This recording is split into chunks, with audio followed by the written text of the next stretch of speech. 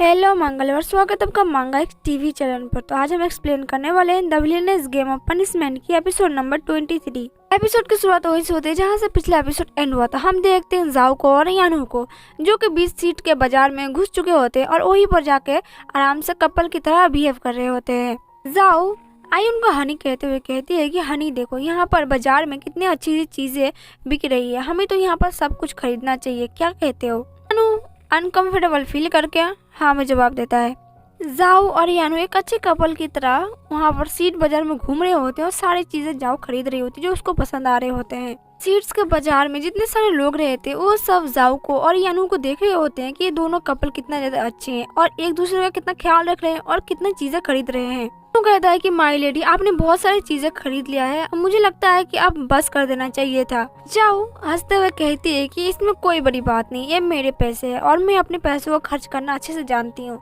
और शॉपिंग की चीजें खरीदना तो हम लड़कियों का हॉबी होता है। आपके पास जितना सारा सामान होता है वो यानू की तरफ दिखाते हुए कहती है कि हनी तुम ऐसे बिना खाली नहीं चल सकते, तुम मेरे सामान को पकड़ लो, हम लोग साथ साथ चलेंगे। जिसे देखने के बाद यानू कहता है क्या इतना सारा सामान मैं पकड़ूं, ये सब तुम्हारा है, तुम इसको लेके चलो, मैं नहीं ले जाऊंगा। अनु जाओ से पूछता है कि लेडी जाओ, क्या आप अक्सर ये सब चीजें करती रहती है? जाओ कहती है कि हाँ। जाओ अपनी सारी चीजें अनु को पकड़ाकर खुद मस्त में खाते खाते जा रही होती है। तभी अनु कहता है कि तुम मुझे हनी बोल रही हो, इतने बड़े बाजार में लोग हमें देख के क्या सोचेंगे? अब मेरे लिए थोड़ा सा अजीब सा लग रहा है। अब यानू के मुंह की तरफ देखती है और कह रही होती है कि बहुत ज्यादा अजीब है, इसके साउंड से लग रहा है, इसके बोलने के तरीके से कि बहुत ज्यादा ये गुस्से में है। जाओ उसको समझाते हुए कहती है कि तुम चिंता मत करो, हम बस एक्टिंग कर रहे हैं हस्बैंड एंड वाइफ होने का, हमारा कोई इरादा नहीं है कि हम सचमुच का डेट कर रहे हैं या फिर सचमुच का हम लोग ऐसे कपल है। और अगर तुम्हें पसंद नहीं आ रहा हनी बोलना तो मैं तुम्हें नहीं बोलूंगी, आपकी बार से मैं तुम्हारा निकनाम बोल के बुलाऊंगी। फिर बाद हम देखते हैं कि वो लोग अपने डेस्टिनी तक पहुँच जाते हैं। हम लोग देखते हैं कि जाओ कहती है कि चलो हम लोग यहाँ तक पहुँच गए, अब अंदर चलते हैं, अंदर का नज़ारा देखते हैं। जैसे अंदर जाते हैं एक आदमी बहुत ही अच्छी तरीके से ग्रीट करते हुए कहता है कि हमारे शॉप में आपका स्वागत है, अगर आपको कुछ चाहिए तो प्लीज हमें जरूर बता दें, हम आपका सेवा में हाजिर है। जाओ दो कपल को ऊपर जाते हुए देखती है तो वहाँ पर एक सर्वेंट आता है और जाओ कहता है कि मैम वो कमरे सेकंड फ्लोर के बस वीआईपी के लिए है, आप लोग इधर आ जाइए। उससे कहती है कि तुम लोग इम्पोर्टेंट गेस्ट को सेकंड फ्लोर पर रखते हो और तुम्हें क्या पता है कि कौन इम्पोर्टेंट है कौन इम्पोर्टेंट नहीं है और कौन सबसे ज़्यादा वीआईपी है, तुम्हें हमारे बारे में ज़्यादा पता नहीं है। अगर तुम हमसे कुछ गलत तरीके से बात करोगे तो हम तुम्हें जेल में डलवा सकते हैं। होटल का मालिक कहता है कि आप हमें गलत मत समझिए मैम, वो सिर्फ वीआईपी के लिए जो कि 50,000 स्पिरिचुअल स्टोन कलेक्ट करके हमें दे सकते हैं, वो सिर्फ उन लोगों के लिए है और आप तो यहाँ पर पहली बार आए हैं तो हमें माफ़ कर देना, वो लोग यहाँ पर बहुत दिनों से आते हैं इसलिए हम उनको वीआईपी रूम देते हैं और आप लोग यहाँ पर पहली बार आए हैं और आप लोग यहाँ पर आसपास की सारी चीज़ें देख सकते हैं, आप लोग नीचे के फ्लोर पर रहकर और अगर आप लोगों को कुछ चाहिए तो हम आपको आराम से यहाँ पर दे सकते हैं जो कुछ भी आपको चाहिए, लेकिन हम आपको वीआईपी रूम नहीं दे सकते क्योंकि वो लोग बहुत ज़्यादा कॉस्टली है और वो वीआईपी लोगों के लिए है। 5,000 स्पिरिचुअल स्टोन के नाम सुन के इन दोनों को हक्के बक्के रह जाते हैं और इनके पसीने छूट जाते हैं और कहते हैं कि इतने स्पिरिचुअल स्टोन हम लोग कहाँ से लाएंगे, वो भी वीआईपी रूम के लिए। यानू और जाओ की नजर एक स्टोन पर जाती है और यानू कहता है कि डियर वाइफ देखो इस स्टोन को, तुम्हें देखकर क्या लग रहा है, कौन सी चीज है, इसको अच्छी तरीके से देखने में तुम्हें क्या लगता है? सुनकर उस होटल का ओनर कहता है कि सर आपकी आंखें तो बहुत ज्यादा तेज है, आपकी आंखों का दांत देना पड़ेगा और ये है पर्पल जेड पैनल और ये बहुत ज़्यादा एक्सपेंसिव है और इसकी बहुत सारी कम ही कॉपियाँ है जो दुनिया में है। जिसे सुनने के बाद जाओ कहती है ये तो मेरे लिए नॉर्मल है, ये मेरे लिए कोई बड़ी बात नहीं है, ये जेड पैनल मेरे लिए कोई बड़ी बात नहीं है, मेरे लिए तो ये नॉर्मल चीज़ है। सुनकर होटल का ओनर को गुस्सा आता है, वो कह रहा होता है कि ये लड़की क्या बोले, क्या इसके दिमाग ठिकाने पर है? जाओ अपने पास से वही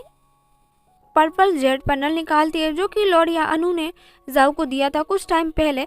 और जाओ इसको निकाल कर कहती है कि देखो मेरे पास भी सेम कलर की यही पर्पल जेड पैनल है और इन दोनों को देख के एक साथ अगर मिला दो तो कभी नहीं कोई भी नहीं कह सकता कि ये दोनों अलग अलग है क्योंकि मेरे पास भी सेम चीज़ें हैं और ये भी एक्सपेंसिव है, लेकिन मेरे लिए कोई बड़ी बात नहीं है क्योंकि मैं इसको हमेशा लेके घूमती हूँ। तो उस मैंडो को यानी कि पर्पल जेड पैनल को निकाल कर बाहर रख देती है, उसको बाहर निकाल के दिखाते हुए कहती है कि टोड मर्डर पैनल है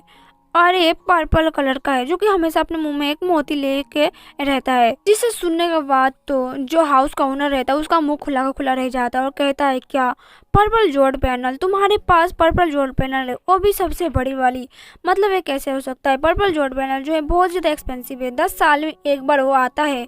और तुमको ये कैसे मिल गया, वो भी तुम्हारे पास इतना बड़ा वाला है और तुम बोल रहे तुम्हारे लिए नॉर्मल बात है, मतलब कैसे इसके पास कैसे आ गया इतनी बड़ी चीज है? फिर तुमने बोला कि तुम्हारे पास दो दो पर्पल जड़ पैनल है, मतलब कैसे? किसी के पास एक भी नहीं रहता, किसी के पास क्या, इस दुनिया में बहुत ज़्यादा रेयर है जो कि बहुत कम लोगों के पास ही होता है और ये बहुत ज़्यादा एक्सपेंसिव है, तुम्हारे पास दो दो कैसे आ गए? फिर भीगी बिल्ली बन के जाओ के पास जाता है और कहता है कि मैडम क्या आप मुझे बता सकती हैं कि आप कहाँ से मिला और क्या आप मुझे इसको दे सकती हैं क्योंकि ये बहुत ज़्यादा एक्सपेंसिव है और कहाँ से आपको ये पर्पल जॉट पैनल मिला, और अगर आप इसको बेच सकती है तो प्लीज़ मेरे पास इसको बेच दीजिए, मैं आपको इसको मुँह मांगे कीमत दे सकता हूँ। इसे सुनने के बाद जाओ उसको कहती दूर रहो मुझसे, और ये कोई बिकाऊ चीज़ नहीं, ये मेरे हस्बैंड ने मुझे दिया था गिफ्ट में, मैं इसको सेल नहीं करूँगी। उस रेड पैनल की ओर इशारा करते हुए कहते हैं कि ये हमेशा मेरे पास रहता है क्योंकि मेरी सोल की जो पावर है वो कभी कभी कम या फिर ज़्यादा होती रहती है, जिससे मुझे अपनी सोल पावर को कंट्रोल करने में आसानी होती है। और इसका एक फ्रूट भी होता है जो कि हमारे घर में पाया जाता है और 10 साल या फिर 1 साल बाद मुझे जो कि अच्छे से पता नहीं वो उगता है और वो पर्पल कलर का होता है, जिसको खाने के बाद एनर्जी अलग लेवल की हो जाती है और तुम अपनी कल्टीवेशन के दौरान अपने पावर को भी अच्छे से महसूस कर सकते हो। और मुझे जितना पता है, जितना दूर तक पता है, इसका जो बेरीज होता है वो अलग लेवल का एक जादुई बेरी होता है जो कि एक पेड़ में एक ही उगता है, वो भी बहुत सालों बाद। और उसको साथ अगर इस पर्पल बेरी के साथ अगर तुम इस पैनल का एक साथ अगर डिवाइन करके तुम इसको कंज्यूम करोगे तो तुम्हारा पावर एक अलग लेवल को हो जाता है, इसलिए मैं हमेशा इसको अपने साथ रखती हूँ। हाउस ओनर सुन के बाद बहुत ज़्यादा हक्का बक्का रह जाता है, कहता है क्या रैम्बो बेरी से तो 10 साल बाद मतलब 100 साल बाद उगता है, वो भी एक बार एक पेड़ में बस एक ही उगता है, इसके पास कैसे आ गया रैम्बो बेरीज? ये कोई ऐसा वैसा बेरीज नहीं है, ये बहुत ही ज़्यादा हाई लेवल का है और इसके पास कैसे, मतलब ये तो बहुत ही ज़्यादा अमीर औरत है। कहती है हाँ ये खाने में बहुत ज़्यादा टेस्टी होता है और ये बहुत ज़्यादा जूसी होता है, इसको एक बार अगर कंज्यूम करोगे तो तुम्हारी बॉडी का पावर लेवल अलग तरीके से हो जाएगा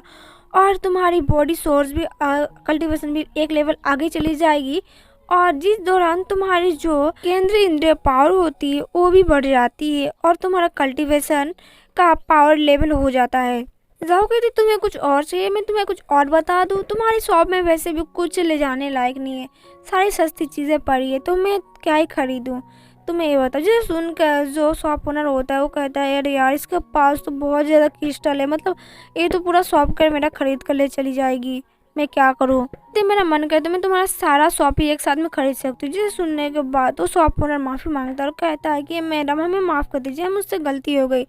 आपको मैं सेकंड फ्लोर पर ले चलता हूँ, अगर कोई भी चीज़ मैंने गलत बोला और आपको दिल में लगा तो उसे एक भूल समझकर मैं माफ़ कर दीजिए, चलिए हम आपको सेकंड फ्लोर पर ले चलते हैं। और यान एक दूसरे का मुँह देख रहे होते हैं और कहते हैं कि प्लान सक्सेसफुल हो गया हमारा, अगले प्लान की बारी। और इसी के साथ हमारा एपिसोड नंबर 23 यहीं पर एंड होता है। मिलते हैं नेक्स्ट एपिसोड में। अगर आपको वीडियो पसंद है तो प्लीज़ वीडियो को लाइक करें एंड चैनल को सब्सक्राइब जरूर कर दें। Thank you so much for watching.